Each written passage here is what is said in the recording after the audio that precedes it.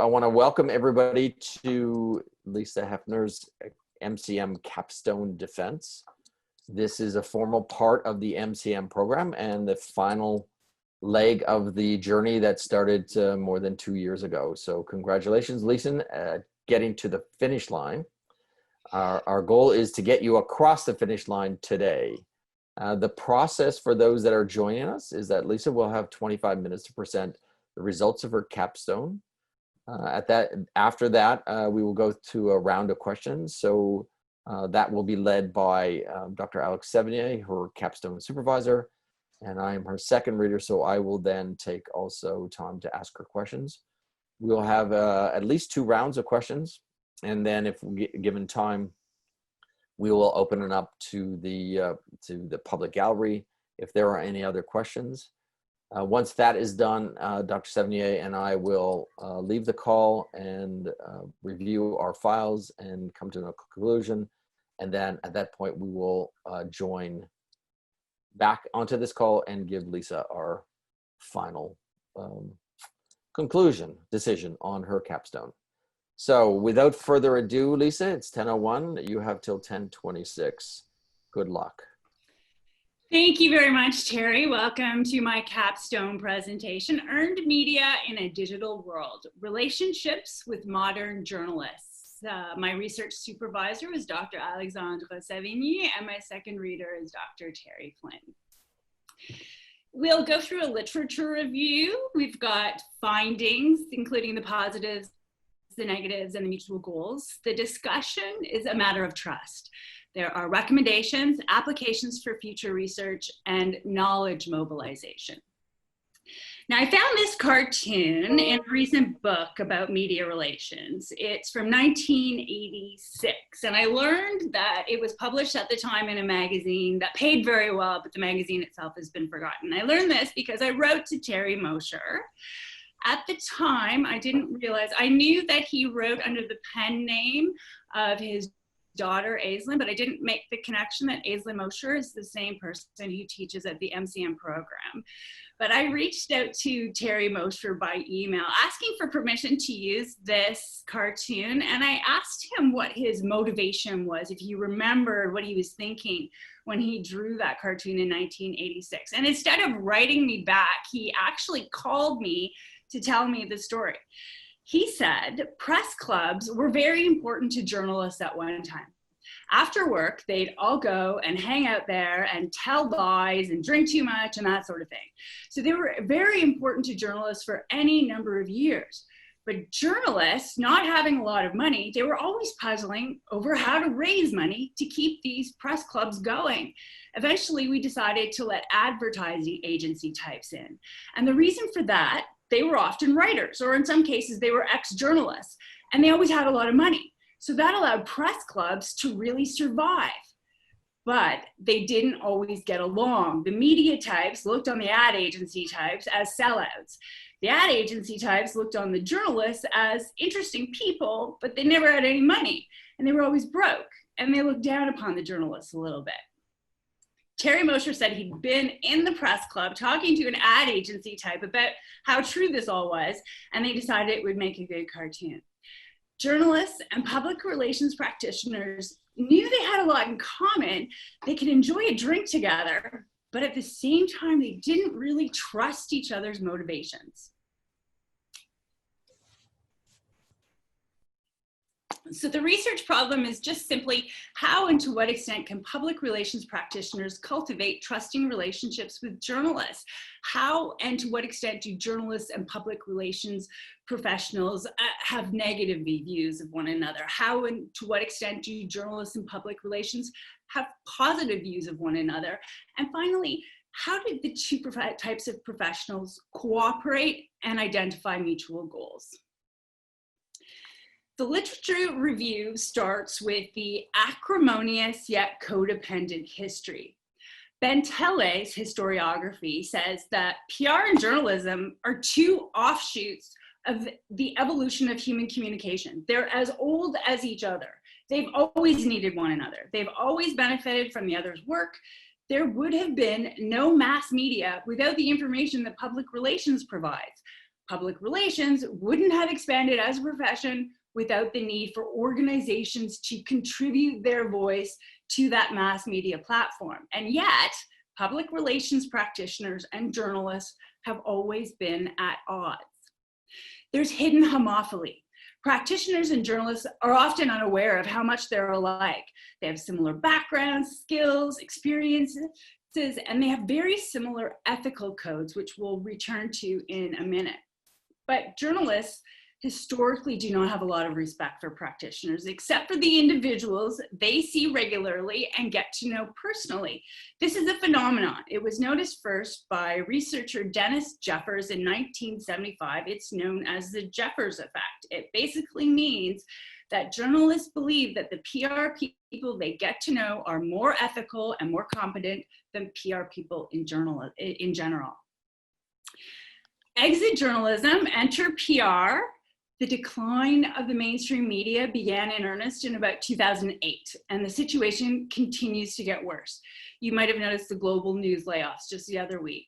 During the first 6 weeks of the COVID pandemic in Canada, more than 100 media outlets made cuts. Almost 50 newspapers folded, and almost 2,000 workers were laid off. At the same time, public relations is flourishing. Practitioners outnumber journalists at least 5 to 1. Obviously, both professions are affected by the rise of global connectivity and social media, and practitioners are not better off being able to bypass media gatekeepers. They fight through the noise, and they have to be more transparent and ethical than ever before. In fact, fully functioning society theory says that a healthy democracy needs both journalism and public relations. As Yang, Taylor, and Saffer put it, the goal of public relations is to build relationships and share facts, not propaganda with the public. The media share the information and create a venue for discussion. Excellent public relations. We know that Grunig's quest to discover what makes public relations most valuable to an organization started in 1986, the same year Terry Mosher was penning his cartoon. Grunig has inspired decades of research. We know that public relations should be a strategic management function that brings the voices of the public into the boardroom and helps improve the ethics and the social responsibility of the organization. It depends on using two-way symmetrical communication to build relationships that include trust. That is the most important relationship outcome. Without trust, the other outcomes, commitment, mutual influence, satisfaction, are all undermined. In media relations, Grunig in about 1990 said that public relations practitioners shouldn't need to pursue coverage in mainstream media. They should have a more interactive and a cooperative relationship with the media. And the most recent book, published last year on media relations in Canada, advocates also for a reactive style. You have the media call you, rather than proactively pushing out oodles of pitches that ultimately undermine your credibility. However, reactive media relations still requires maintaining relationships with journalists, particularly in preparation for the inevitable organizational crisis. I said I wanted to bring you back to this comparison of ethical codes, and this has been studied in other jurisdictions and elsewhere, but if you just take the microcosm of Canada in the Canadian context, it's really astounding. If you go to the Canadian Public Relations Society website, there's a code of professional standards with 9 standards. At the Canadian Association of Journalism, there's ethics guidelines with 9 ethics guidelines, and those 9 principles almost parallel each other exactly. Both talk about fairness, honesty, accuracy, both respect privacy and confidences, both are wary of conflict of interest, both must not promise more than they can deliver, and neither may give preferential treatment to outsiders in exchange for payment. These are the 6 journalists and 6 public relations practitioners who took part in in-depth interviews for my study. I know them all. You might notice that 2 of them are in fact classmates of mine. However, it would have been difficult for me to find participants with whom I wasn't familiar in this area, given my long history in the industry. And I thought that my unique access to journalists and practitioners who work with journalists had its own value. I thought I might be able to elicit more candor from participants. And I was also wary of the limitations, particularly in the context of practitioners who still work with me as a journalist. Getting into the negative findings, Randy Rath is a journalist who's been at Queen's Park for about 40 years with CHCH News. I can't actually read this slide with the pictures in front of it. I don't know how to fix that. Randy Rath says, I wouldn't say it's adversarial, but largely a position of conflict. PR people always want you to spin your story toward their point of view. And quite often, their point of view isn't what's going to serve the public good. It isn't the truth. It's a version of the truth that puts their client in a favorable light. The next quote is from Susan Claremont, who's a columnist with the Hamilton Spectator. She told me that she, right off, assumes that a PR practitioner is going to hate her. This is what she says. When I'm dealing with a new PR person that I've never met before, I start from a place that is not trust. I start expecting to be screwed over by the PR person. That's my starting point, which is unfortunate. That's 25 years of experience. I start with my backup. They have to win me over. Maybe I have to win them over too. And Nick Dixon is a reporter and anchor with CP24 in Toronto. He's had a couple of experiences where practitioners have promised a client or some information, and he's gone out of his way to do the interview or to put them live on air. And then it turns out that the person or the information doesn't live up to what the practitioner had promised him. He says, why am I going to turn to you again if I'm not going to have faith that it's going to be worth my time? Time is the most precious commodity we have. We can't pull off something until tomorrow. We need to file today. So in summary, tension, even outright hostility, still exists between the professions.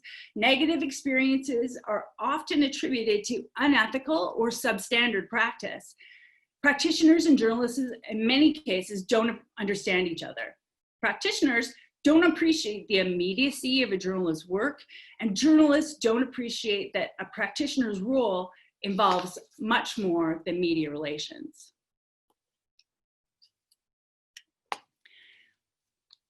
On the positive side, Scott Radley is a radio host and also a sports writer with the Hamilton Spectator. He says, sometimes I think the organization doesn't understand as well as the media about how valuable public relations practitioners are to the organization and how much they can maybe take a bit of the edge off a bad story and put a brighter shine on a good story.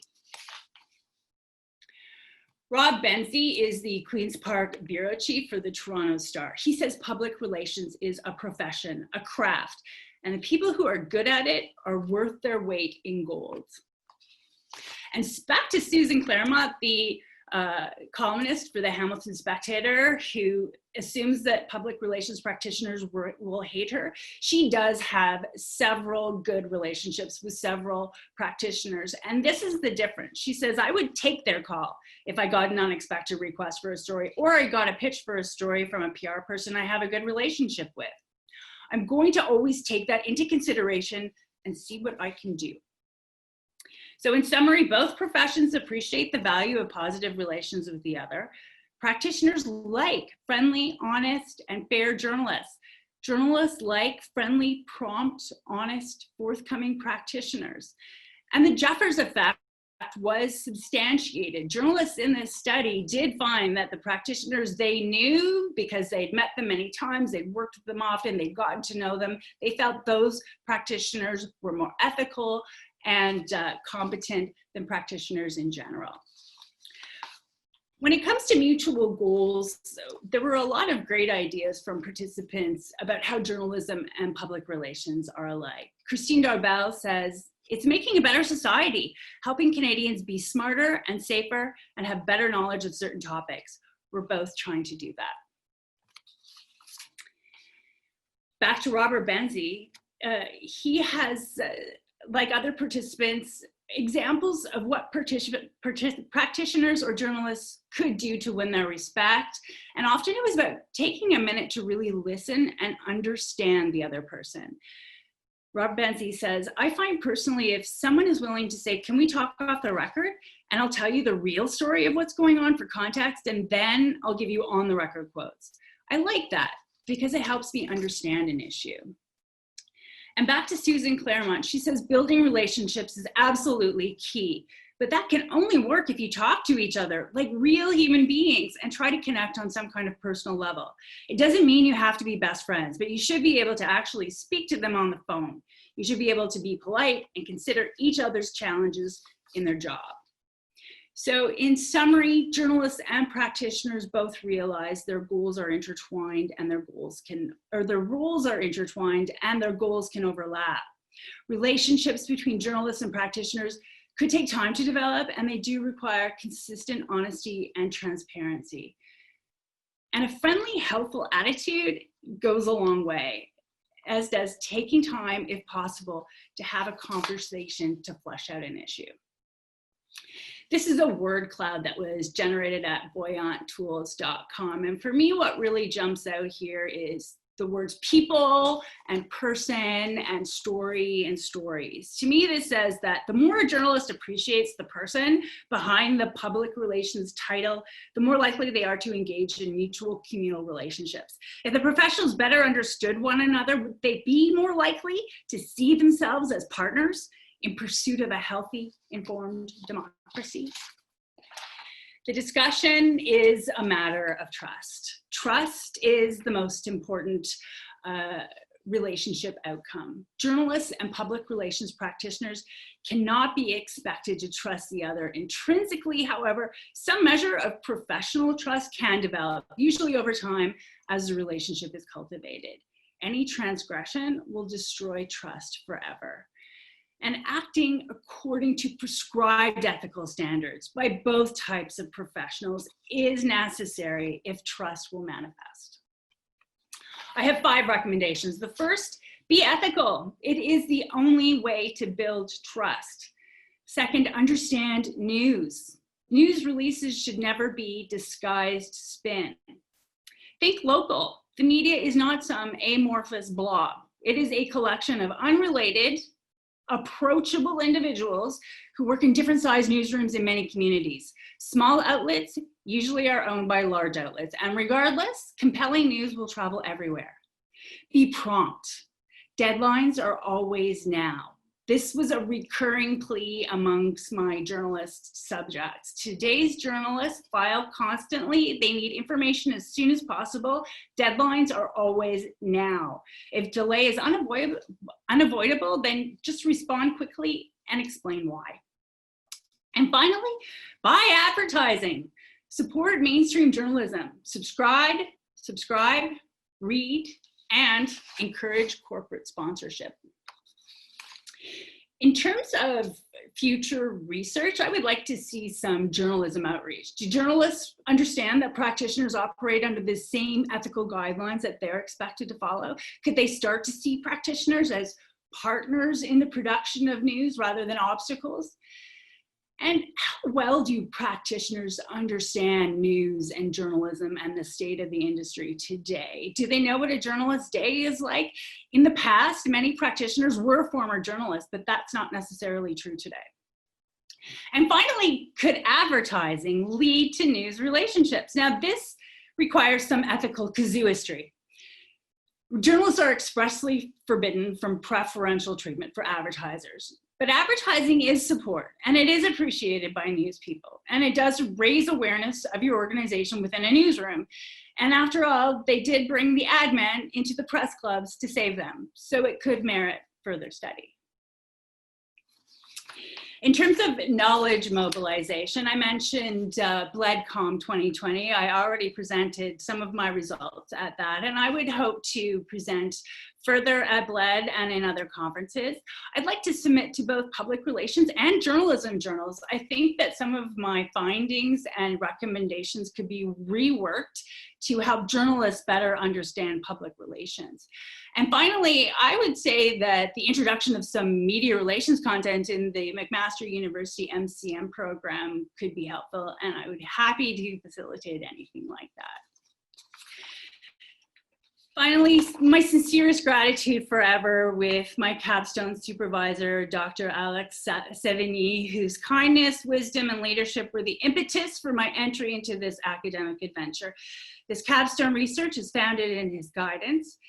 Equally sincere thanks to Dr. Terrence Flynn, whose thorough instruction formed my understanding of what it means to practice excellent public relations, so that very early on, I understood that the transition from journalism to public relations was not a transition to the dark side, but rather another way to serve the light and make more money and have better working conditions. But the dearest gift of all this journey has been melding into a community of public relations peers, whom I now call my friends, the inimitable cohort of MCM 11. Special shout out to Sarah and Christine, who participated in my research, and to Marianne, my BFF from Gatineau, who got me through the whole 3 years, basically. And finally, my family, my sister Bonnie, my loves, Michael and Ty, the team that held it all together. I'm getting emotional on the home front. I couldn't have done this without any of you. Thank you. I'm done. Well, congratulations. Thanks.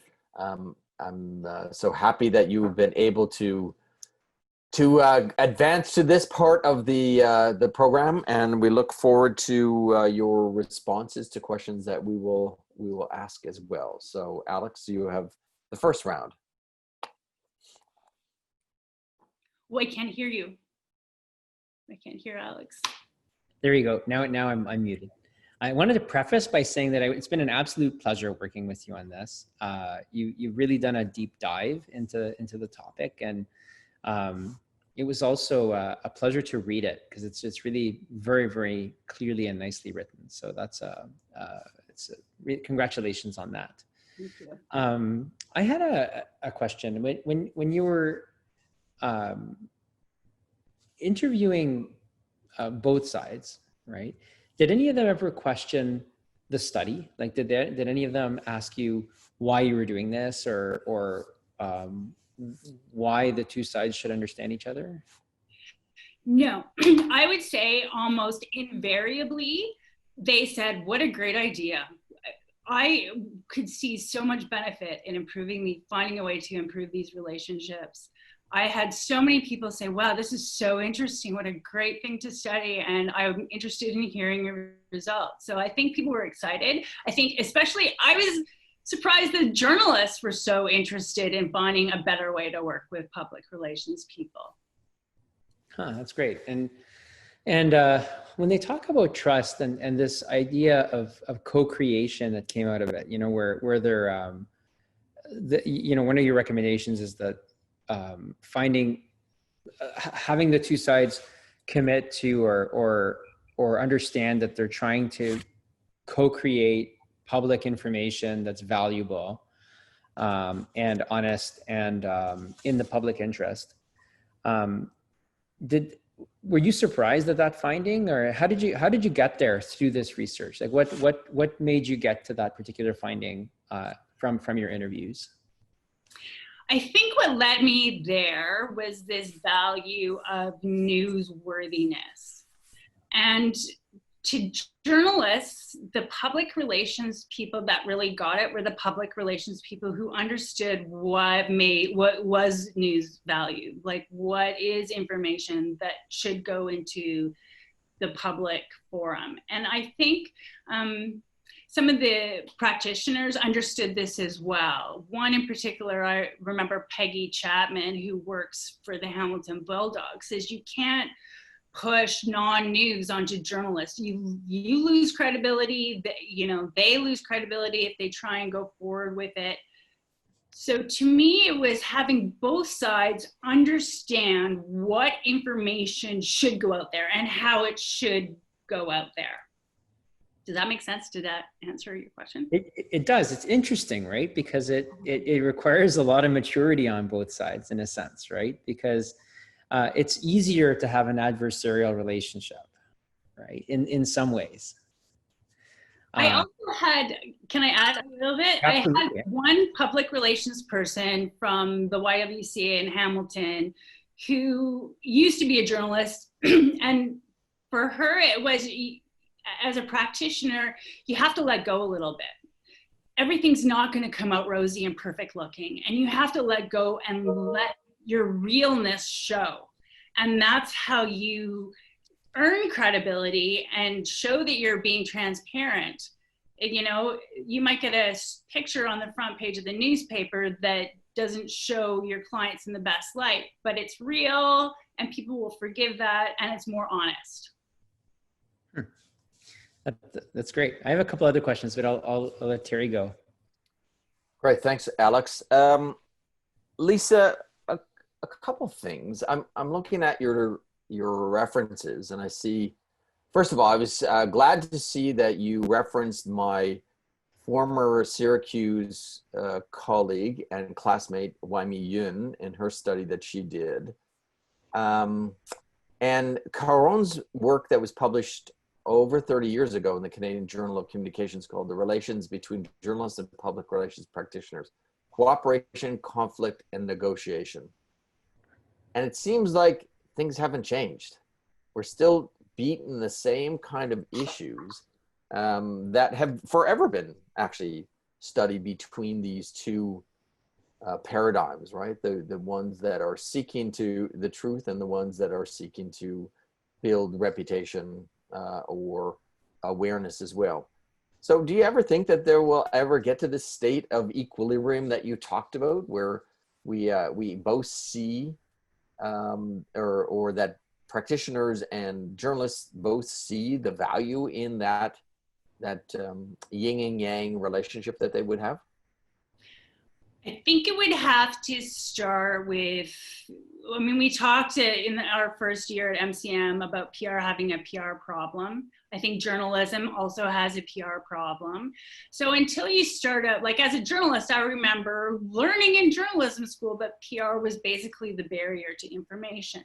So it would need to start from the very beginning of how we train journalists and PR people to think of each other. So that journalists are trying to think of PR people as their access to information and their voice into an organization. And PR people will have to start thinking of journalists as partners in the production of facts that should be shared with the public. Right. And there's no doubt that, you know, any kind of positive relationship is built on trust. And that goes on obviously beyond the relationship that a journalist and a public relations person would have. And those that are successful, you know, either they've grown up with each other over that period of time, or they've been able to prove with action, not just words, that they are trustworthy sources, credible sources of information for both sides, where they mutually benefit as well. You know, one area of study that you touch on just a little bit is this notion of, you know, media sociology. And what research shows is that when you know, public relations people understand the sociology of media, and this is where Waimi Yun was getting at, media access opens up when we understand the routines, right? And rather, you know, we understand the constraints. So we sit from communicators' perspectives in the newsroom to understand what are the barriers, what are the constraints, what are the times, the issues that are happening. So what do you think the constraints for public relations, beyond the relationship, the constraints for public relations professionals to obtain good coverage? Well, I think good coverage should only be a goal in certain situations. So I think you have to frame your media strategy around your goals. So I think one constraint is that there aren't many journalists left and they don't have a lot of time. So, I mean, nobody's going to show up for, you know, some event that you hold to get to know journalists. So that is definitely a constraint.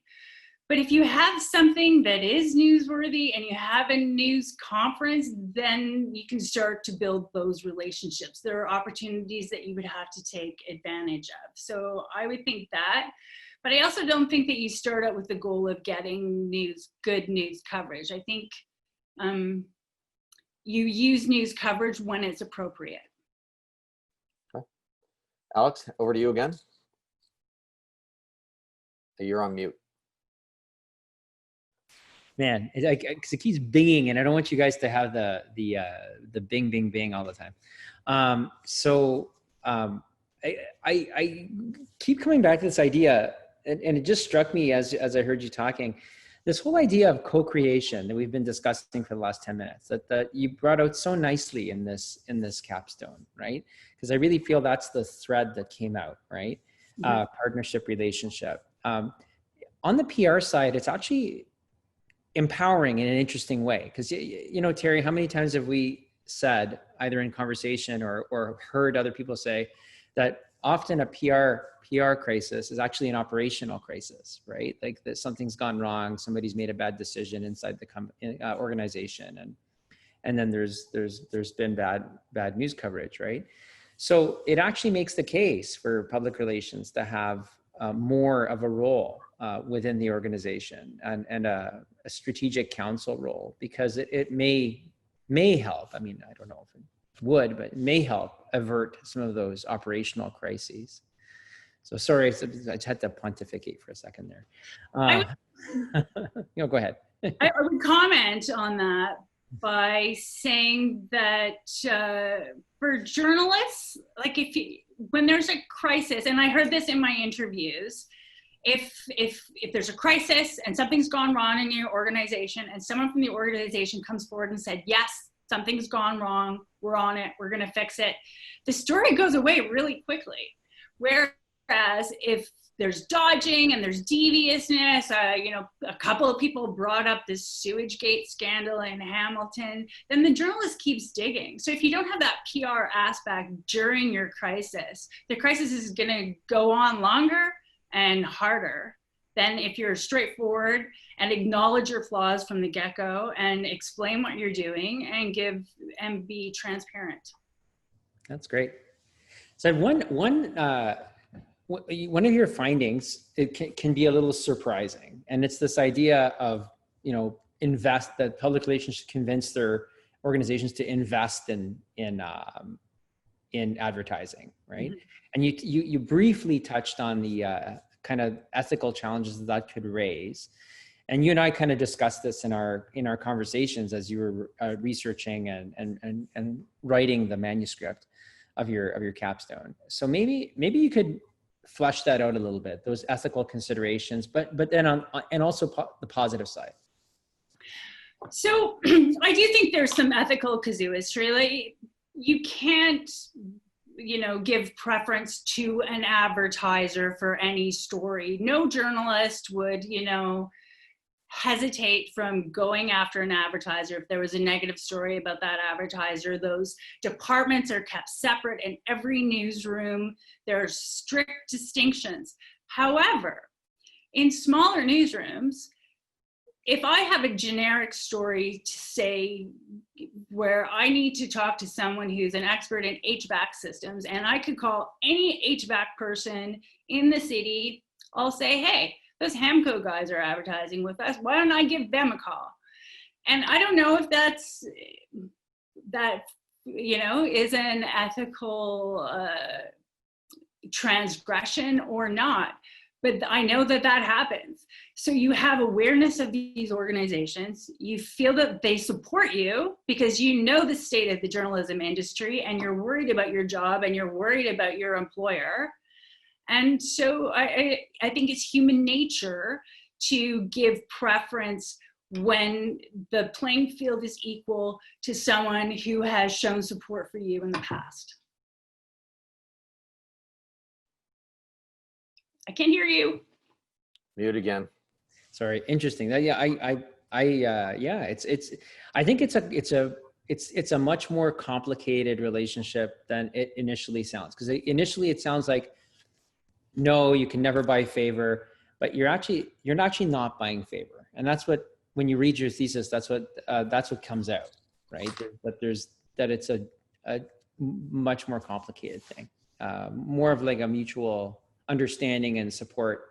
And yeah, I thought that was a really interesting and tricky and complicated finding. So that's something to be unpacked in a future study. I think so too. I'm not entirely comfortable with it either, but I think it merits further study. And I do think we should support mainstream journalism, and that's one way to do it.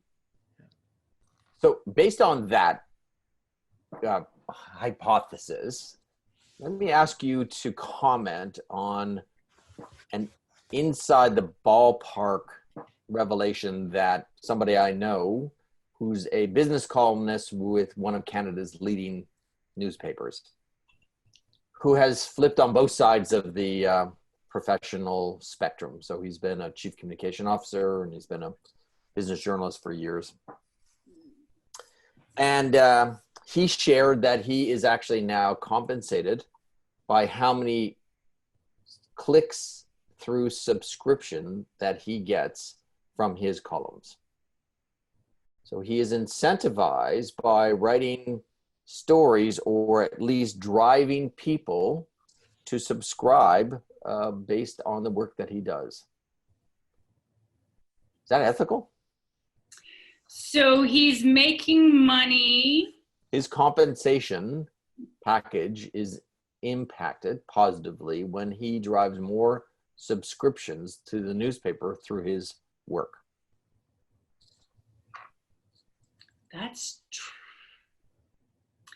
It's tricky. However, if you, it's another tricky ethical problem. But on the face of it, I don't think I have a problem with it. As long as you're writing your work and your works, I mean, you write your work so that more people will watch it or see it anyway. So I think if you're learning to do it better and you're doing a better job of it and you are bringing more people in, it kind of makes sense, but I would have to think about it a lot more before I give you a definitive answer. Yeah, and so that's the difficult place that professional journalism is in today, isn't it? Right? Everything is ethically, yeah, every way to make money is right, but not even the making money that the current model, journalistic model in North America, we can comment on. I'm not aware of anywhere, is now been crushed by a more accessible information. People having, organizations being able to develop information and share it more freely. Organizations like Starbucks having their own in-house journalism programs. So, that model that, the fifth estate that we really need to have to do their job, the economic model is being challenged, and they haven't figured out one that is fair and equitable for everybody. So I think, here the profession is struggling and challenging itself to be more business focused, from that standpoint. Obviously, the work you do at CH, you want people to watch CH more, right? Mm-hmm. And if they watch CH more, they're going to be exposed more to the advertising part of it, or if you're writing for the spec as well. Did you see a difference between broadcast journalists' answers to your questions versus print journalists?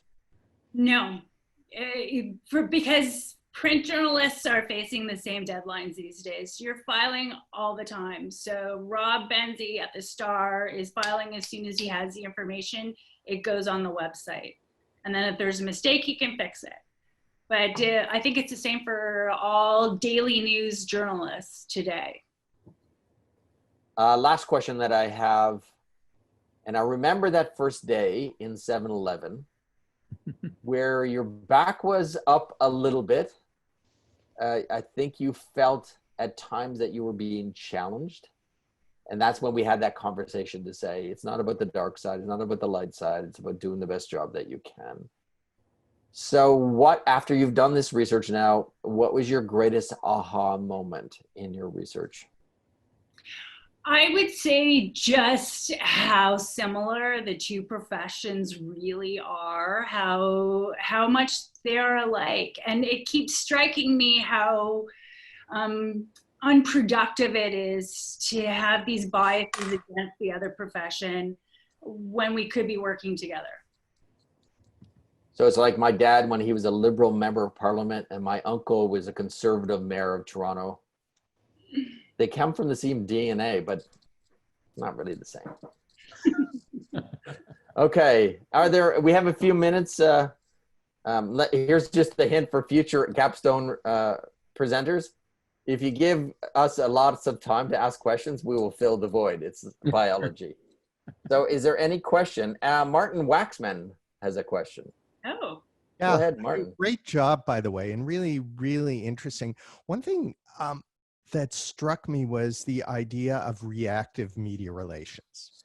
Because having worked on the agency side, many agencies would probably balk at that. So how would you sell that in to the PR side?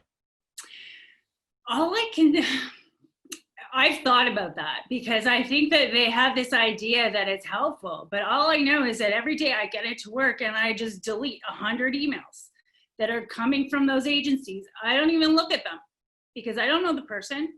They're talking about something in some other community that doesn't have any impact on me. They clearly don't know what I cover. And so it's a waste of their time. And so if you're going to approach the media, then you have to have something the media will be interested in and not just be trying to spin your story into a newsworthy type of angle. It has to be actually newsworthy, or else then pursue something else. Go on Facebook, advertise in, newspapers. There's other ways. You're not helping yourself by sending out mass emails. Perhaps you can send out targeted emails to industry-specific journalists who might be interested in your particular topic, but that's something different. Does that make sense? Yeah, thank you. That's great.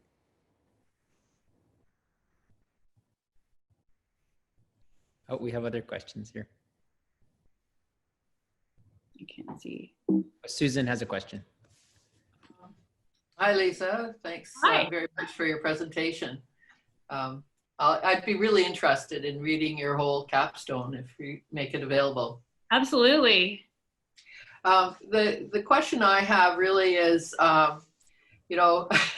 first I just have to take, having lived 25 years as a journalist and the last 18 years as a PR specialist, I just take a little bit of affront to one word in the title, which is modern. Because the issues you bring up are exactly the same as they were when I started 45 years ago. In fact, I remember my first time, working at the Hamilton Spectator 45 years ago as a journalist, and the saying was, if you can't do it today, don't do it. If you can't write the story today, don't bother. So that rush and the deadlines have been a consistent thing from the beginning. But my question for you today is really about, in your presentation, you've presented a lot about the points of view of the journalists that you spoke to. But what were the main points, positive and negative, of the PR specialists you talked to? Thank you for bringing that up. I noticed as I put the presentation together that I drew mostly from the journalists. I spoke a lot about the PR people in the paper, but for me, it felt like it was more valuable to a PR audience to have those quotes from journalists. And I think there was the limitation that I knew all of these PR people and I had worked with them all as a journalist. So they were all very effusive about how they love journalists and they work well with journalists. But they all had a story of a journalist who wasn't necessarily ethical, and they all, I think they all kind of agreed that they did have to be on their guard a little bit. They couldn't fully trust a journalist right off the bat, because there are journalists who arrive with a preset bias and they've already got the story in their head and it doesn't matter what they hear. So they do have to deal with that. And I think it's almost more dangerous for a public relations person to trust a journalist than it is for a journalist to trust a public relations person. It can go a lot worse. So I would say that there's unethical behavior on both sides. And both sides have to watch out for that. And I did hear that. Perhaps could that be coined unprofessional behavior?